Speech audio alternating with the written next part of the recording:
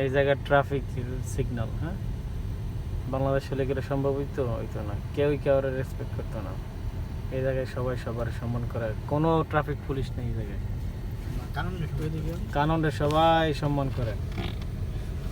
দেখেন এখন red light, ঠিক আছে, আমরা যখন লাইসেন্স নেই তখন ক্লাসের মধ্যে বলতো যাতে একটা রেড লাইট যদি ক্রস করো বাংলার 45,000 টাকা জরিমানা এবং গাড়ির 2 মাসের জেল, ঠিক আছে। আর আপনার লাইসেন্সে ব্ল্যাক পয়েন্ট আইব কমসে কম কয়টা, 12টা ব্ল্যাক পয়েন্ট আইব, সরি 12টা না, 5টা ব্ল্যাক পয়েন্ট আইব, ঠিক আছে।